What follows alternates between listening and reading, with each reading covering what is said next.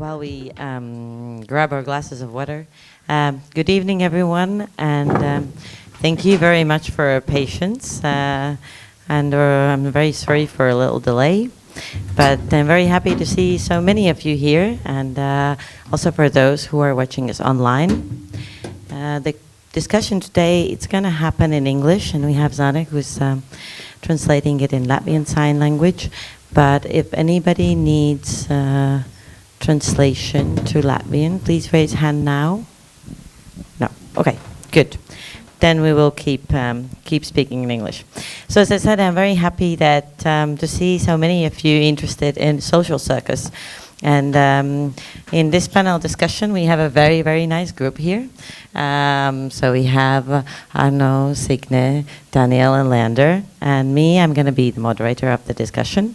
But I would like them to introduce themselves first, so you know who are you seeing there. And I think they're the best to present themselves. Can you please? Hello, I am Arno Wouters. I'm from Belgium, from the Flemish part of Belgium. I work as a trainer and as an artistic coordinator in a circus organization. We have a big youth circus. We work strongly with the neighborhood that we are living in. And since 1 year, half a year, we are also a creation and a presentation circus center. Voilà.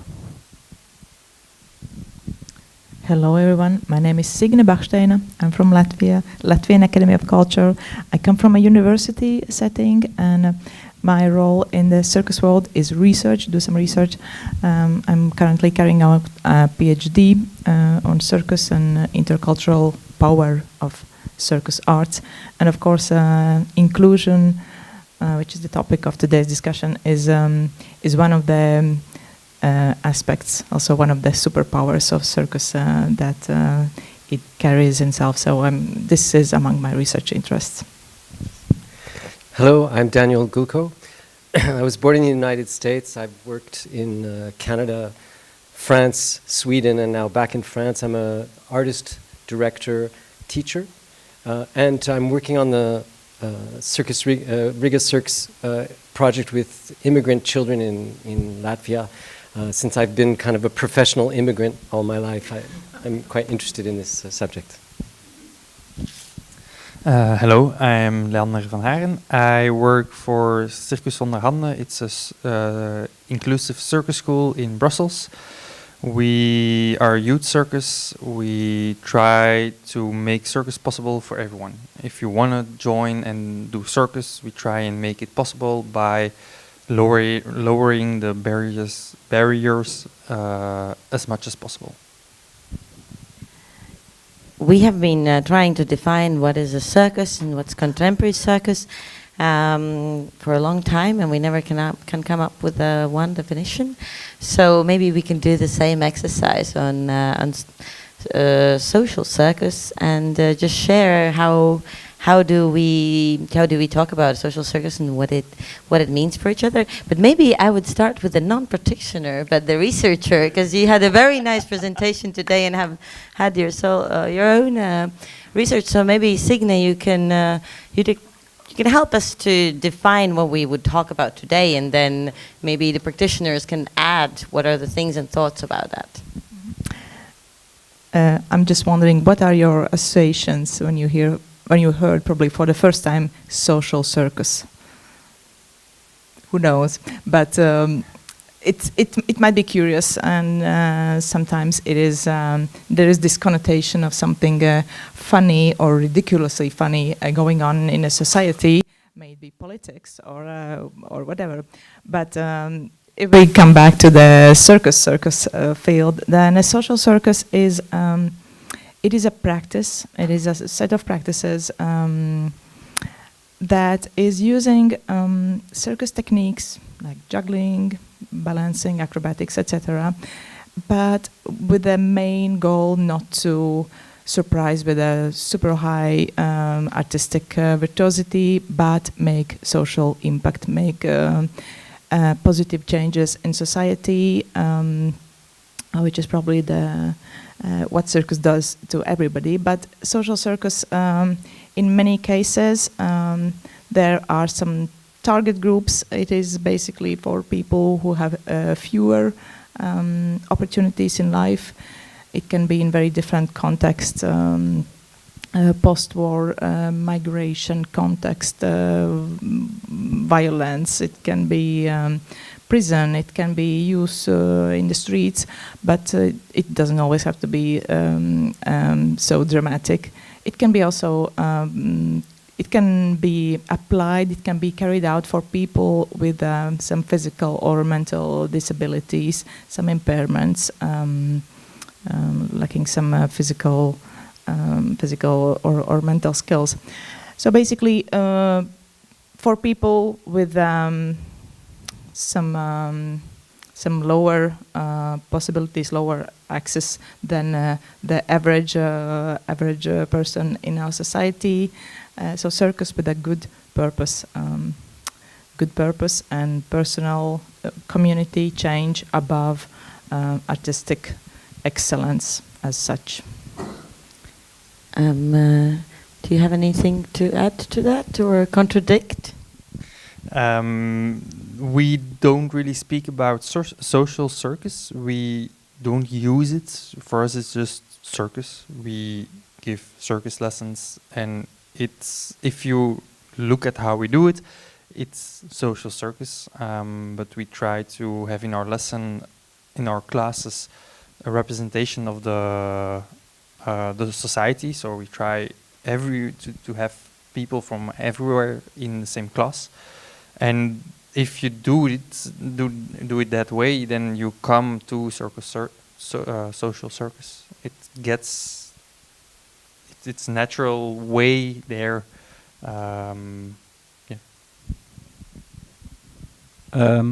What we do is we try not to focus on the word social neither, but we try to focus on the qualities or the goals that we are looking for. So we're not focusing on this person or this lack of opportunities, but more on what can they learn, how can we create together, how can we connect together.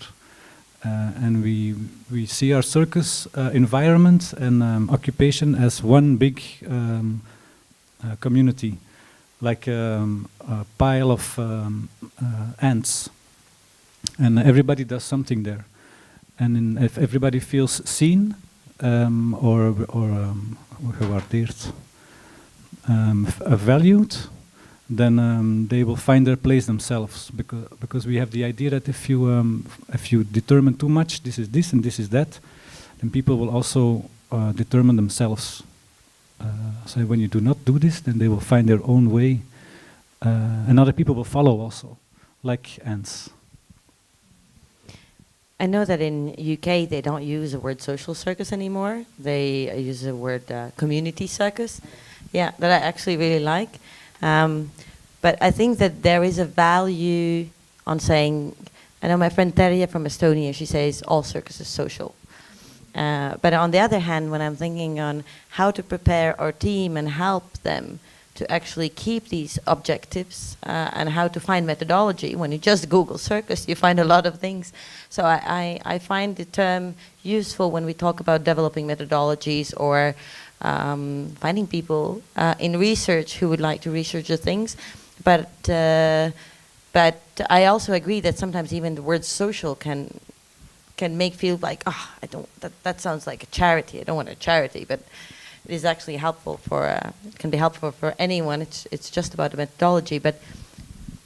Yeah. Now I had a next question coming up, but you can. I thought. The organization, you have quite a long history with the circus and also your organizations, but how do you realize, or when did you realize that the space or the circus is not accessible for everyone and that you actually have to work and make concrete steps to open up or work on it so it would be more open and welcoming? How did we realize it? Yeah. For us, in the beginning years, we realized it by going. First, our door was open, literally all the time, all day until late in the evening, But that doesn't mean people come in or kids come in, but many will uninvitedly come in and then be ready and hello, who are you? Let's go. And the next step was for us to go outside, to just physically be in the park with a trampoline and jump ourselves, be an example for the fun that we want to live in the circus.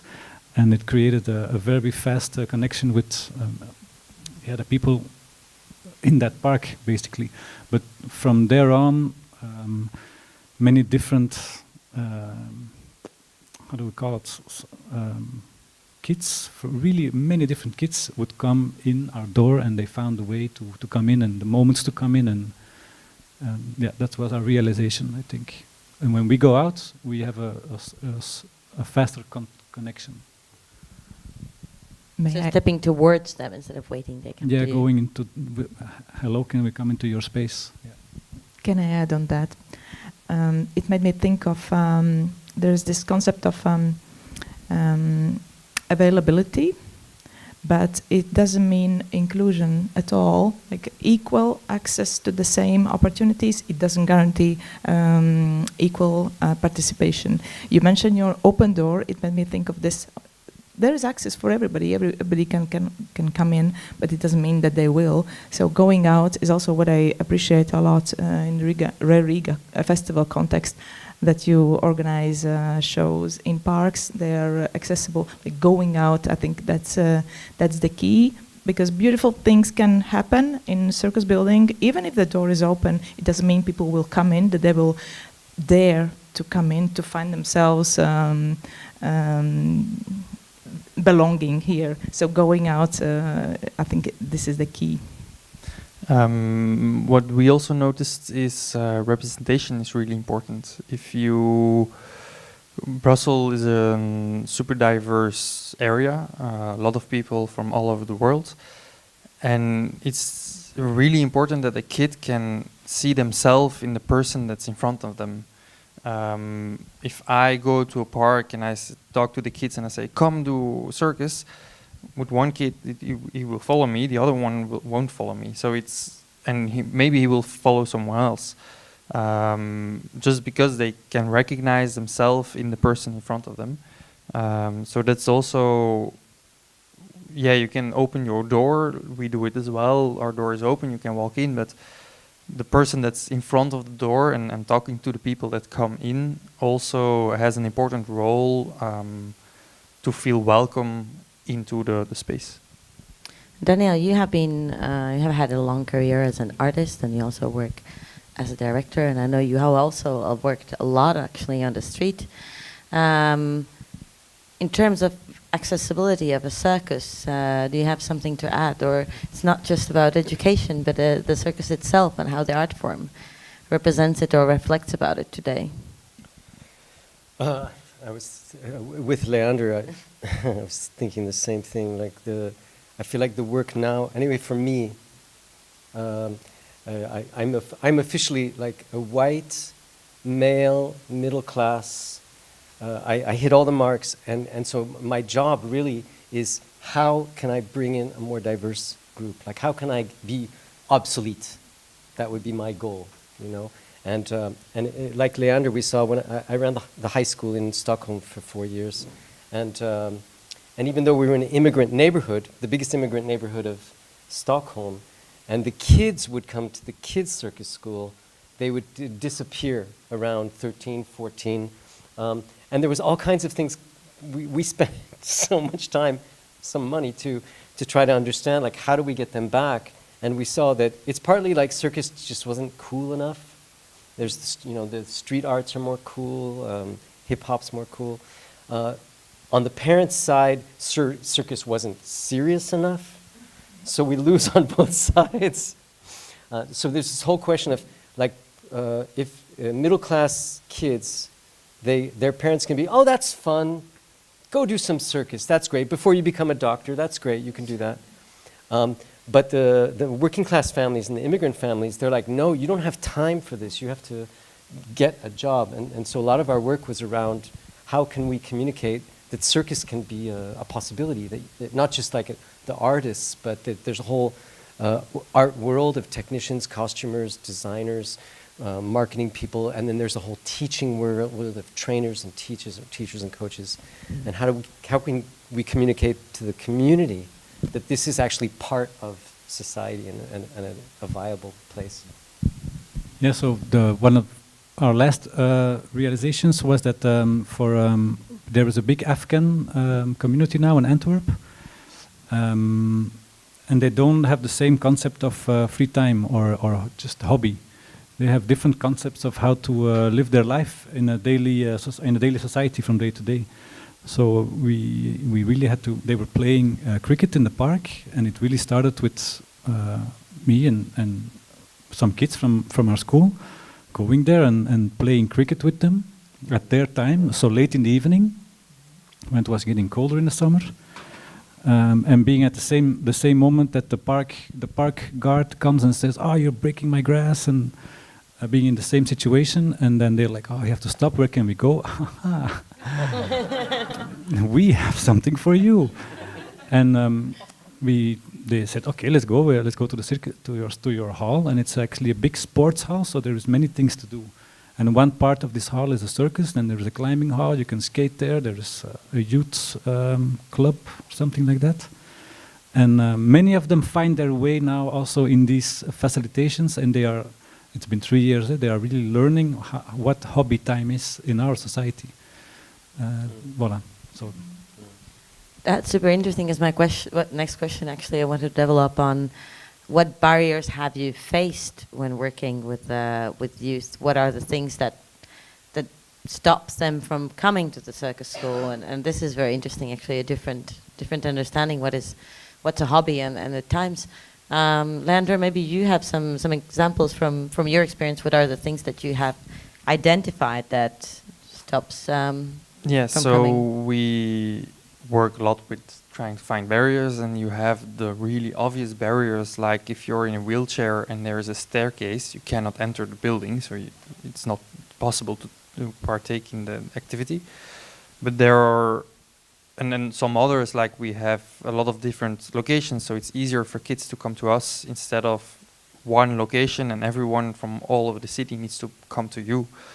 You have the money aspects. There is not everyone has as much money to spend on a class, but even, for example, we had some parents who came to us. I want to subscribe my kids.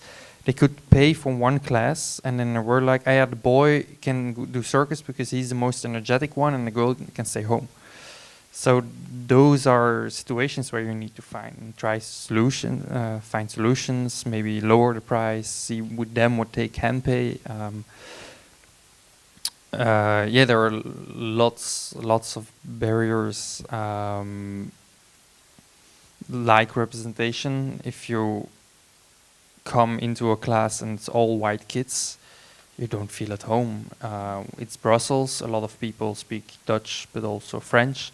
If you're a French-speaking kid and you got subscribed in a circus school by your parents because you need to learn Dutch, and you come into a class and everyone speaks Dutch and you do not understand a word of what's being said, it's all makes it difficult to come into the circus and do it.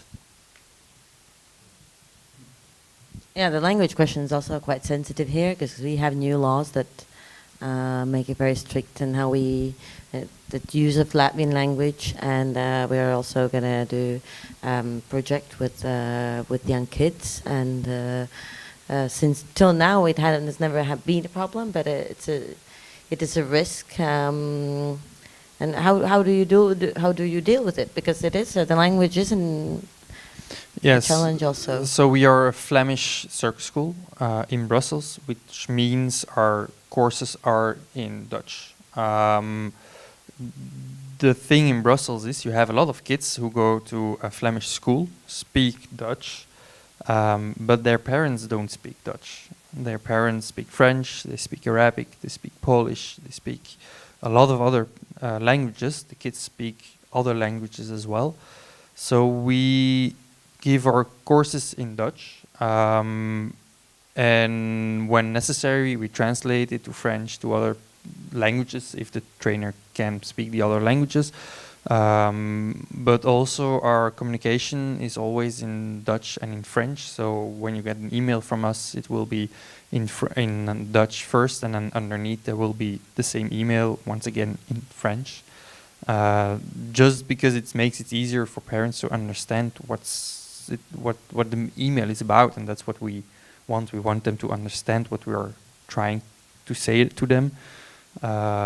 They can translate it on their phone, but not all parents know how to do it. So if we can just put it in French in the email, it's easier for them. We are now in the process of translating our website to French as well. We tried to put it off for a long time because it was like, yeah, but you can do it with Google Translate, and you can, like, if you put this and then do this, and you can do it in all languages. But still, we noticed it's still difficult to subscribe in a class, even if your kid is Dutch, if the parent doesn't speak Dutch. I think it's difficult because you always have to keep the goal in mind. What is our goal? Is it to, like, we had a long time discussion about, shall we organize a girls and women only circus class? And we didn't agree on it in our core team. It was a really difficult discussion because what is our goal? Is our goal to reach everyone, or is our goal to include everyone, and which is not the same goal? And we had to make, I don't know if it's necessary, but we had to make a choice. We made a choice. We chose to include as many people as possible into our framework, like hobby, after school, sport days we have in Flanders. That was our target then. That was our goal, because and that's when we said we are not going to organize special girls and women classes, because our goal is not to reach everybody. Then there was this opportunity in another location where we also had small circus classes, but it was not from it was our trainers, but not our school organizing it. It was a small community center located in Luchtbal, where there is a huge concentration of immigration habitants. And they said, our goal is to reach everybody that lives here in these blocks. So we will organize girl circus classes, and then we said, let's go, we do it with you on their initiative. So I think it's important to also be clear with your own organization, what do you really want to do, and because all the goals for our organization was too broad. And we're talking a lot about different groups that we're trying to reach or include everyone. Maybe you can comment a little bit on how it happens in your schools. Do you create groups for specific? So you said you don't already not for women, but is there specific groups you work, or is it mixed? How do you address it, and how do you communicate it? For us, we try not to make target-specific groups.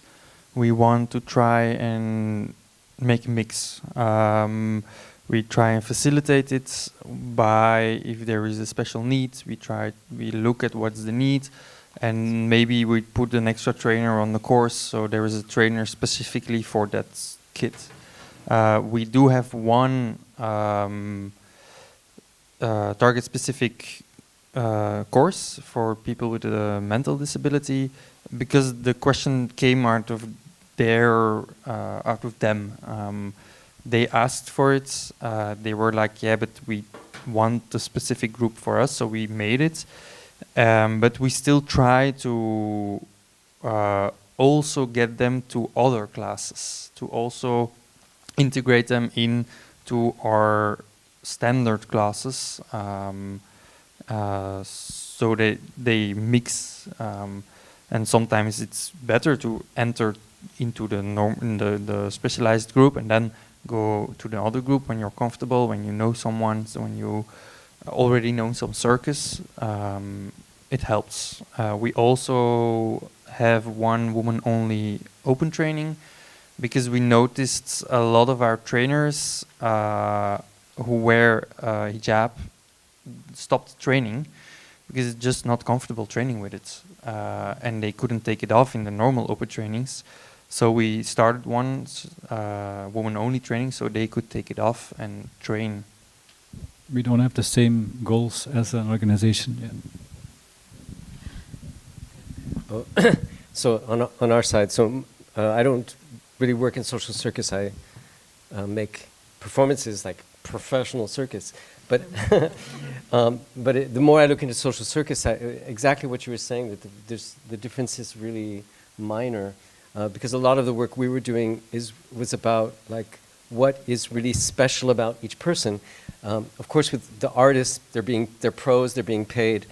We can say that we're looking to bring out their beauty, and some of their beauty is their worst qualities, or their ugliness, or their stupidity, and that can be beautiful. With kids, we're a little more gentle.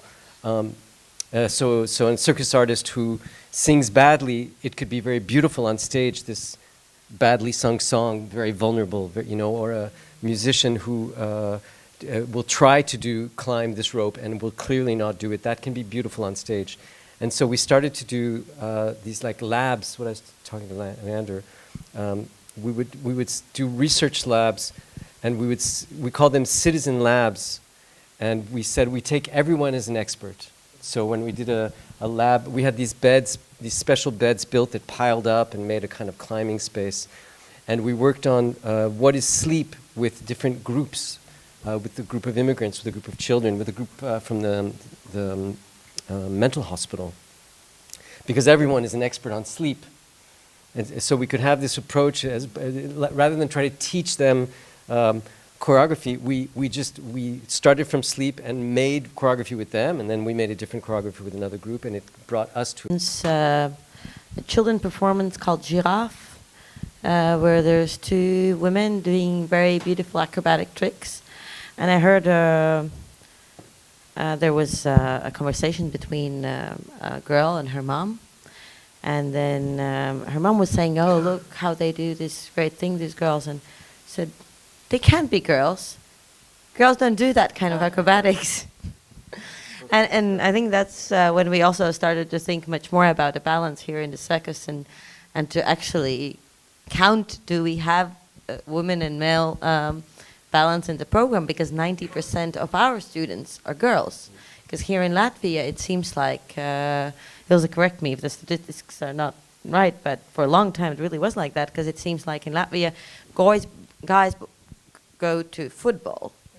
The circus isn't the art, so okay, the girls get art plus movement, that's great. So they send us girls.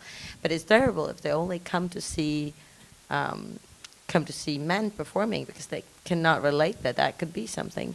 Is that something that, because you also have festival, right? And is it something that you also think about in your artistic programming, or also when you're creating your teams of trainers, is these not only about gender, but in general, is this diversity question is something that you actively work on, or that you see as an issue in general in the field itself? Yes, we really try to focus on it. We noticed, for example, if we have different kind of courses. We have the normal circus courses where you do a bit of everything. You do a bit of juggling, you do a bit of ground acrobatics, some trapeze. Those classes are actually pretty mixed, especially when you look at the kids like 6 to 12 years old. But when they, at the age of 8, they can choose to do some more specialization. We have like parkour courses, we have acrobatic courses, and then just circus courses. And there you see that the acrobatic courses are full of girls, the parkour courses are full of boys, and the circus courses are mixed. So we really try to get more girls into the parkour and more guys into acrobatics. I don't really know why it is like this.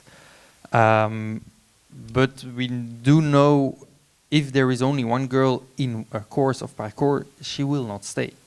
So we have more courses done, so then we see, this is one girl, we call the girl and we say like, but in the other course there are 2 other girls, can you switch? So we try to really work on it and really motivate parents actually to subscribe their kid also in ground acrobatics or the basic acrobatic courses, because it's not just for girls. And then on the other thing you said, the festival, we do, at the end of the year, we do a big presentation of all the kids. They make a little show and then they show it. And in between the shows, we program professional artists. And also there we try to have an even balance, but we also try to find atypical performances of, for example, a man in silks. For a lot of our kids, silks is for women, so we try to find a guy that does silk. We try to break the stereotypes. It's not always easy.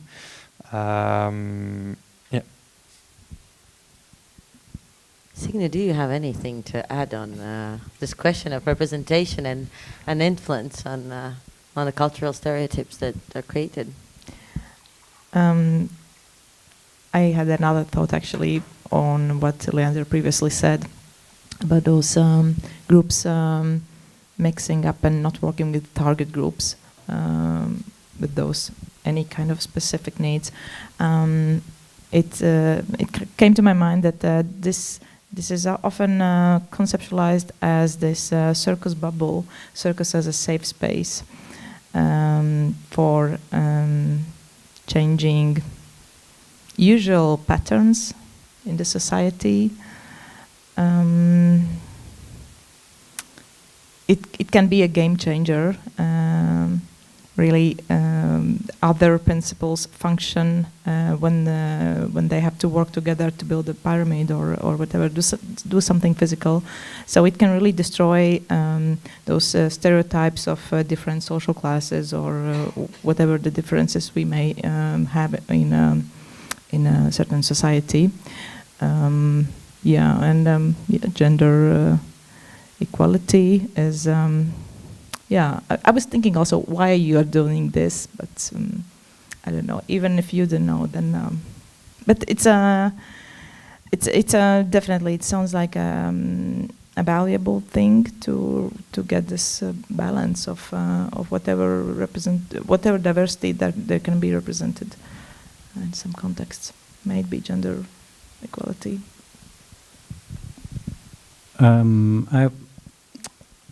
Our school is pretty mixed on most levels. There is 2 aerial classes who are mainly girls, but I think it's 70% girls and 30% boys, so it doesn't seem problematic. But I realized something like a long time ago in the difference how girls and boys train. There is a moment where girls care really strongly about the image they project to the world. It happens, and if it's I don't know where it comes from. Is it society? Is it education? Is it inside? I'm not there. No, I'm no expert on that, but it happens. So I do classes with kids where we just fall all the time, and we really fall, and we're gonna test. The mats that far, we have to jump into the corner and they will fall. As boys will fall, girls will fall. And it really helped many youth groups from the beginning, like 12, 11, 13, that age. The image starts creating. If they see each other fall, if they see themselves fall and fail physically, it helps a few years later to keep falling and to accept that when I fall, I look like something horrible and it's completely fine.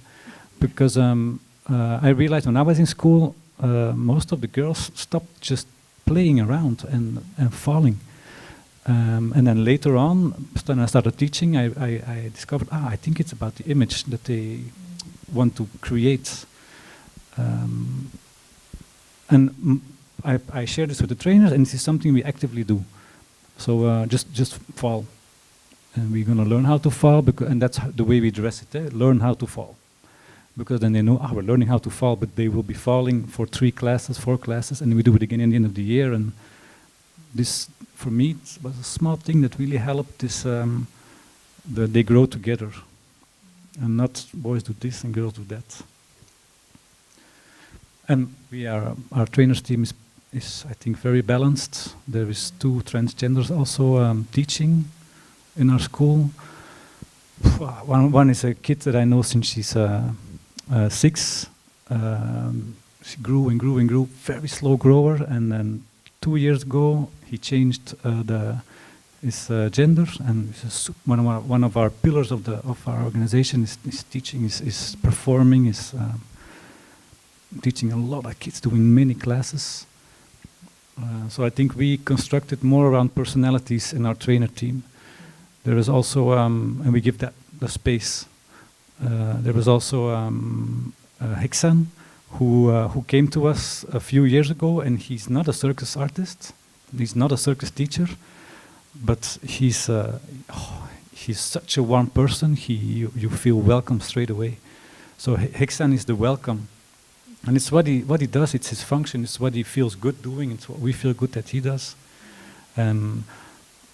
Abbas is an Iranian. We wanted to help him, so we gave him a few hours rigging and then teaching, but now he became the concierge, the caretaker of our circus hall, and he's doing an amazing job just being the caretaker. So the personalities of trainers, we try to lift it up and give it a space that people can relate to. Our kids can relate to also, to give an example somewhere. But I have to admit, the strongest point that I feel that is failing in our trainers team is the color representation. There is many white people teaching. I think there's now 35 teachers, and 5 of them are not white, so that's not much. Yeah.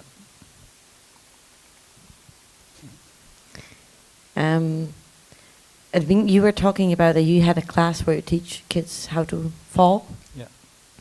I often use that as an example why circus is good, because you have to learn how to fail. So you have to fall and the ball falls. But we have been talking now for half an hour on how we do the circus education. But maybe we can do a little publicity break, and maybe you can just tell why do you think circus is such a good tool?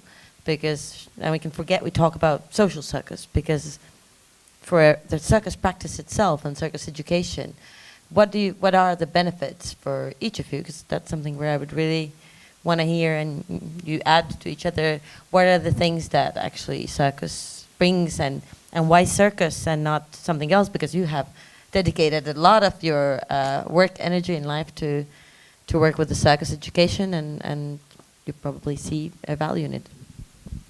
So I see the value in circus because everyone will find something they like, and everyone will find something they can do. I was a kid that could not kick a ball, so I could not play football. And like many other kids, everyone played football except me. And I went to circus because my mom subscribed me, because apparently it's good if you have dyslexia to do circus. That was the reason I started circus.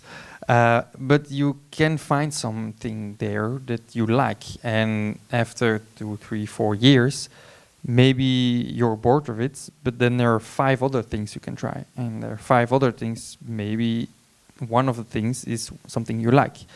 So that's, for me, the most appealing thing about circus, and also why actually a lot of people in circus ask, what is your specialization? I don't have a specialization, because after 4 years I switch techniques and I do something else. So I know the basics of everything, but I'm not specialized in anything.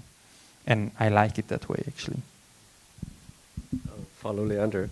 I see 3 things, and one is you don't have to be talented, and which I think, do you know, it's like actors are very talented. They're just like, they're good, and but when I learned to juggle, it's actually in my show, but when I learned to juggle, I'm really clumsy. I'm not very coordinated. It took me a full week to learn to juggle 3 balls, and it's like I taught for years juggling. I never met even a kid that couldn't learn to juggle in like an hour. So I was really not the person. But because of that, because it was so challenging, it's something in my nature. Every night over my bed I was juggling, and I became a professional juggler. Like I shouldn't, I have no talent.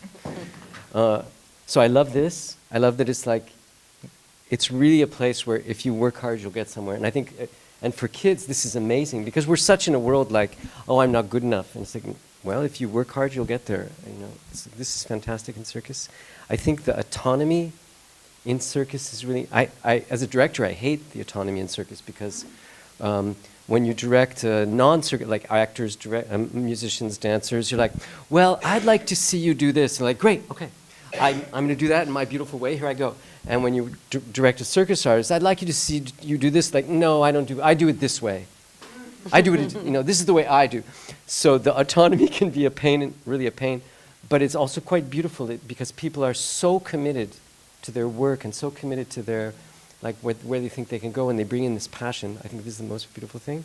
And the third thing I would add is just my story on Leander's story, because we do this kind of avant-garde circus, and I didn't work with kids so much, but many times on tour they would ask us to do something, and okay, we can do a workshop for kids. And we did this workshop for kids in our circus tent, and kids from rough neighborhoods, and it's like, there's like the really strong boys, and they're like, they push the girl out of the way, like, I'm gonna do the trapeze, I'm so strong. And they got to the trapeze and they couldn't even stay up, they just fell down, and the girl climbed up, and she was super at ease and knew how to take care of her weight, and she did things. And and then there was like the fat boy that they were all making fun of because he couldn't even get up on the trapeze. He just didn't have the strength. And then we had them walk on the wire, and they all fall off the wire. And then this boy gets on the wire and just walks across.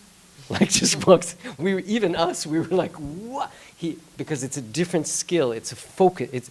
Each skill in the circus there's a different quality. So, like kids can really find this is the place where I'm amazing.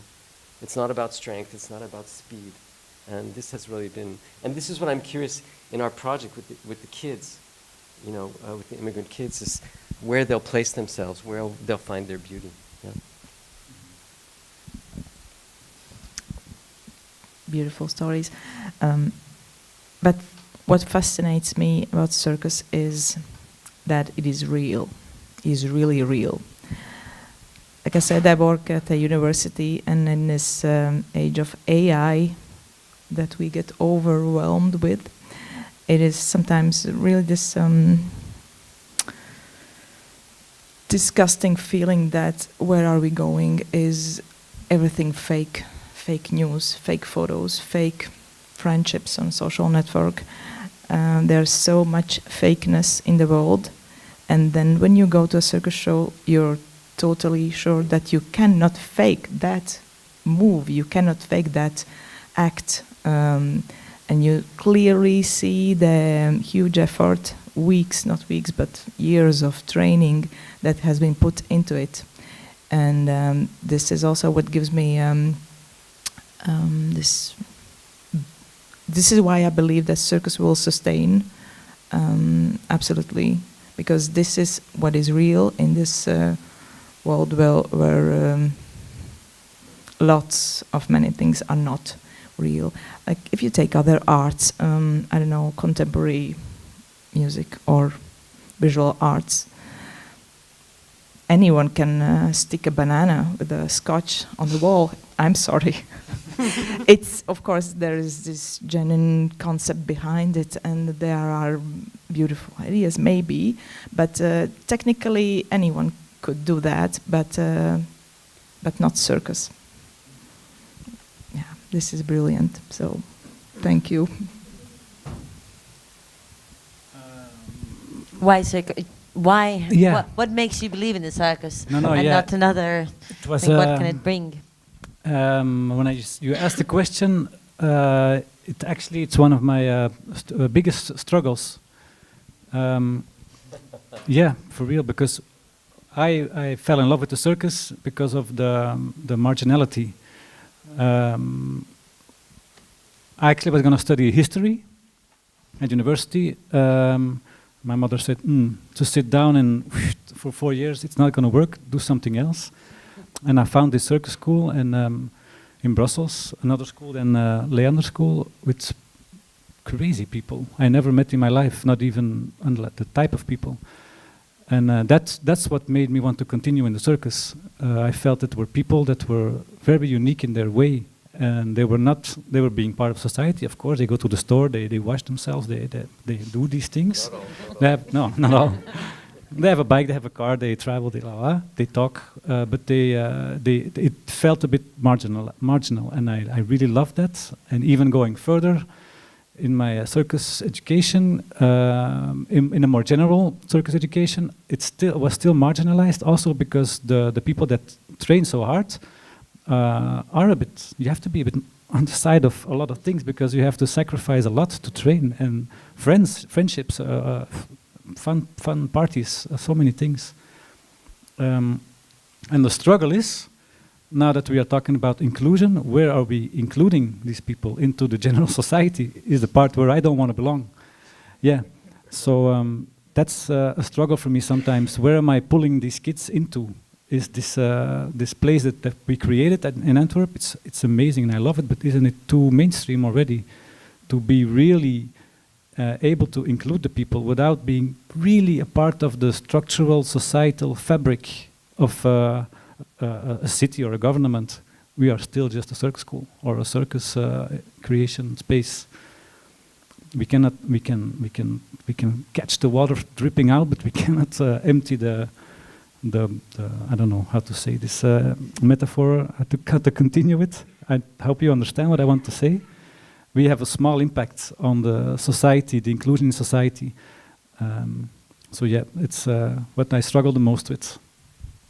That's very interesting because I'm going to share you the last question, but please do not respond to it because then I'll give time for audience to give you questions. But so you have a time, but it was about his belonging actually. We're thinking how to make spaces more inclusive. We are also working on 2 projects now. For those who don't know, in September we start inclusive project for circus education, where we're going to mix in a circus school newcomers. There's going to be half of the group are going to be kids who are from third countries, so countries outside of EU, and probably are recently here in Latvia. So and they're going to learn circus together, but also develop their sense of belonging and create a performance together. And then starting from next year, we're going to do some infrastructure improvements, and we're also going to work with circus education, adapted circus, so with people who have functional disabilities, with elderly people. So we're working on adapting, and that's why we're all here. But the question is how not to just create something for people, but to actually make it with them, and how to let people feel that they belong here, because it is not enough that we create an infrastructure. Today we have Zane, which is amazing. She translates and she does a very, very complicated job, because we have a Patricia who's doing another very complicated job and trying to translate in the headphones. But it does mean that always when we have someone translating in the Latvian Sign Language, we have people in the audience to listen to it. But we keep doing because we want to create a space that there is belonging. But that is something that I would like you to reflect to the end of the conversation, and just on this topic of the belonging. But I really hope that there are also some questions in the audience or some reflections that you would like to share. So if someone have, yeah. Thank you. My question is about the biggest struggles that you face within inclusion, like where you feel that there's still a far way to go, and how you plan on tackling that. And the second question is like maybe little ideas that you have, how we all can be a little bit more inclusive in our daily life as humans, as artists, as circus trainers, as you can add whatever ideas you have there. Who wants to answer the first one? We share. You get it back, Arno. No, I think you can keep the mic so we can pass it in the audience. So, like, first question was difficulties with inclusion and how to tackle it. I think circus sometimes is still a bit marginal, and I think it's for us difficult sometimes to get us to let the people know who we are, what we do. That's one thing, I think, to get them to us, and to include them eventually. But I also think for us specifically, Circus School in Brussels, I think there are a lot of groups we do not reach. I think a bit like Arno told about the African community in Antwerp, they have another way of spending their evenings, spending the after school time, and they don't go to structured lessons. So one of the things we try now is during vacation and in September to just be in a park from 6 to 8 with circus material, and we're just there. And if they want to try it, they can try it. If they don't want to try it, they don't try it. But every week we're there with the same people, the same material, and then they get to know us, and then maybe we can include them in the lessons, in the structural courses.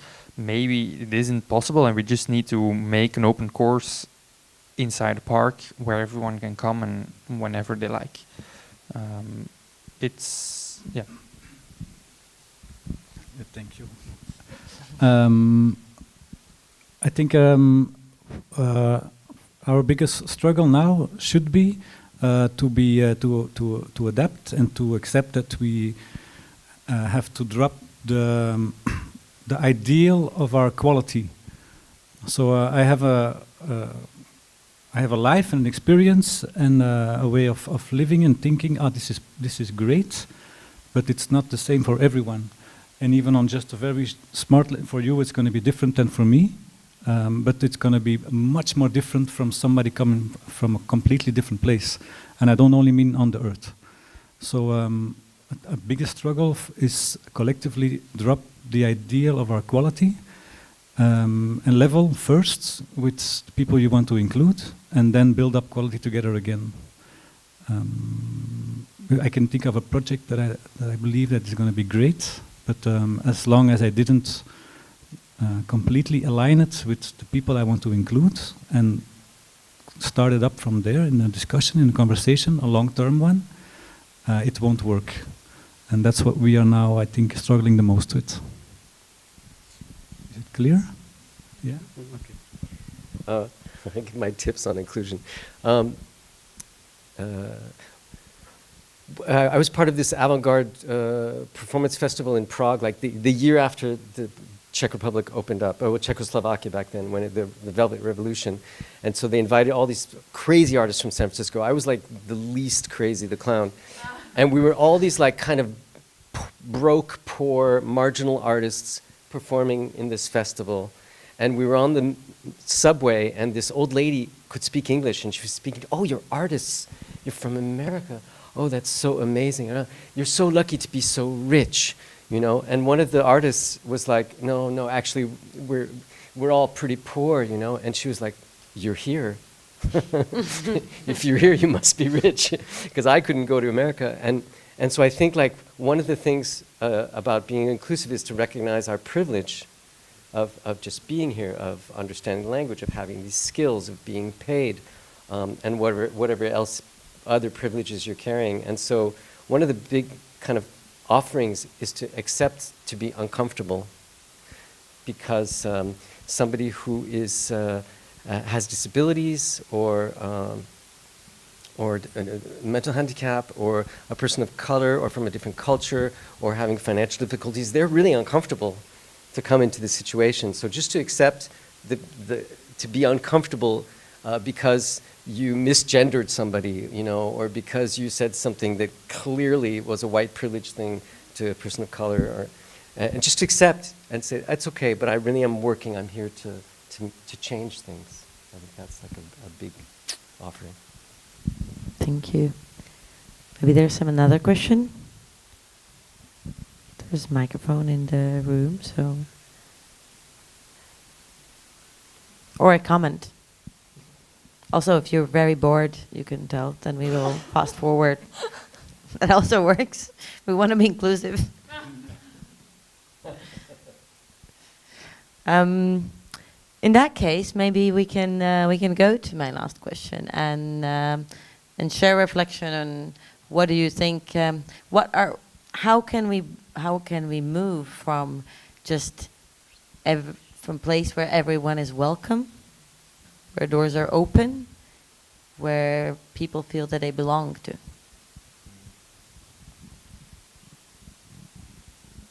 Any answers?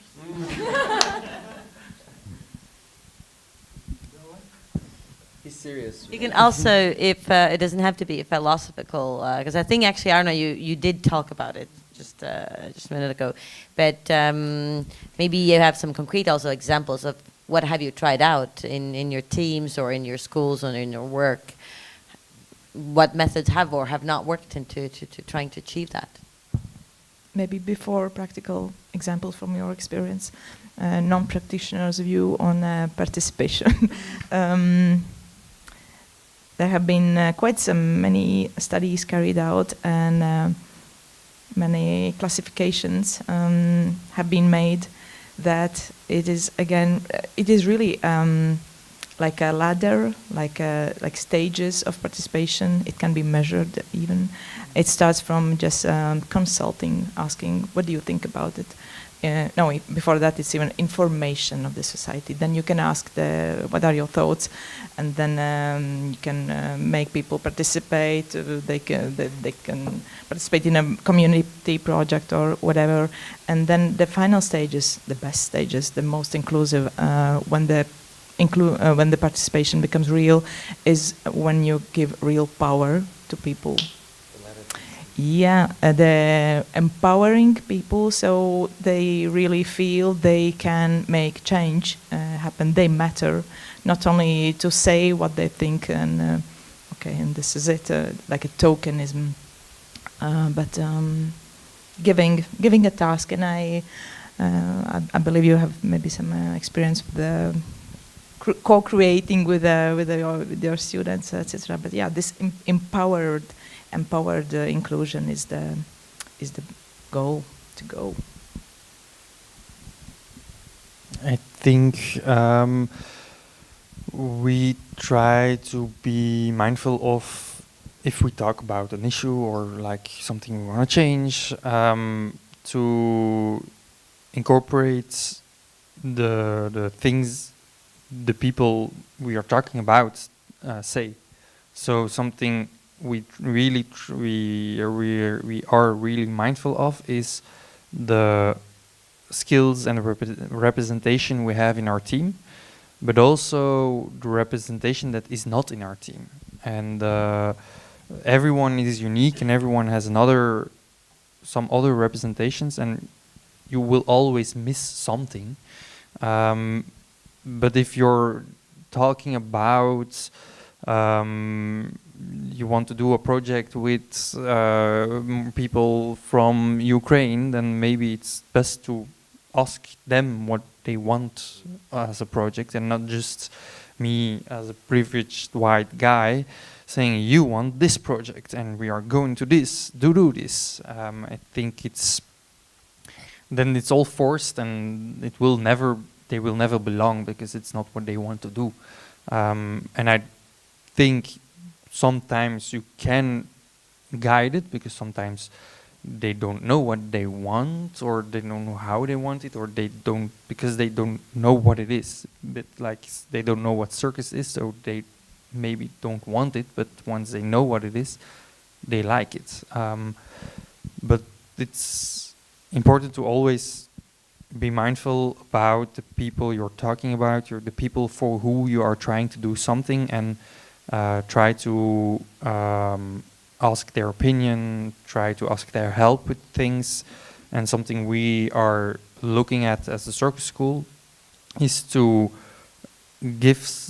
let the youngsters do things, not just we as a team organize everything, but let them organize it, let them pull, the final big presentations, let them help program the artists they want to see, and you give it back to them, and eventually it's for them you're doing. So it's for them. Yeah, so I think I was thinking about when you said, don't make it too philosophical, too philosophical. You can. I can, but I won't. I want to tell it with an anecdote that we lived in the circus. And the basis is, I think, is I come from, as a trainer and circus artist, I come from a background and from a certain culture, and other people come from another background, another culture. But when we come together in our hall, in our project, then we are culture together, like a melted subculture, something like that. That's how we approached it. And in the beginning of our circus, we had a group of Macedonian Roma kids. In this group was also two kids from a Congolese background and 2 kids from a Moroccan background. So, voilà, pretty diverse. And also some Belgians. Yeah. And we were working with them, and our door is open, and they're coming all the time, and it's pretty intense. We had 3 rules: don't break anything, don't hurt each other, and respect the material. And that was the only thing we could hold together in that group. But we made a lot of fun. We really created this subculture with these kids. And then we organized to make a reclame pausie video for them. So we had the setup in our really shabby circus hall in the beginning, which was cold, it was wet, it was actually very dirty. But we made it beautiful with curtains and the video, and the guys, they were shining on the screen. They went home, and 2 days later, on a Wednesday afternoon, we are there in our circus doing our things. 4 Mercedeses drive in our small street, and the Roma papas, they step into our hall. We're like, whoa, Bertha and me were there, a bit scared, because maybe we're doing something wrong. They look around, they don't look at us, they look around, then they check us, and they go away. Okay, that's what happened. And the next day, the kids, the whole group, of Romas then, they came back and they gave us €50. And Bert was like, no, what are you doing? But I thought, no, this is nice. They got together, the kids, they asked permission at their parents, they made a collect, because we made a movie for them. And they saw how poorly we lived in this circus. They knew that sometimes we slept there, and we are a subculture together, also with their parents. And I said, no, let's take the money. It's only €50. Let's go up. We put in, thank you guys, up. And later on, because they lived in the neighborhood where I lived, it became clear to me that for them, I became like a Sinti Roma, and it means like a Roma. You're not really Roma, but you're like a Roma. We accept that you're like a Roma. And this I think this mingling is what can create a very strong belonging. You were included. I was included in their culture, yes. Half, Sinti. Yeah. It's a very nice story. Do you want to add something to it? That's satisfying, right? I think it's a very nice story to end this conversation. Thank you very much for coming and listening, and thank you very much to share this time on a stage and to discuss this. I would be happy to discuss this for hours and hours, but I think the panel discussion format is not that interesting for long and long hours, because you're really not sitting in the light with us. So outside is a lot of light, so if we want to keep this conversation going, we can do it outside in the light.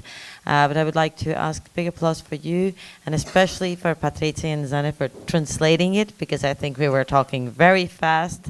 It was Patricia's first time. This has been a challenge, and thank you very, very much.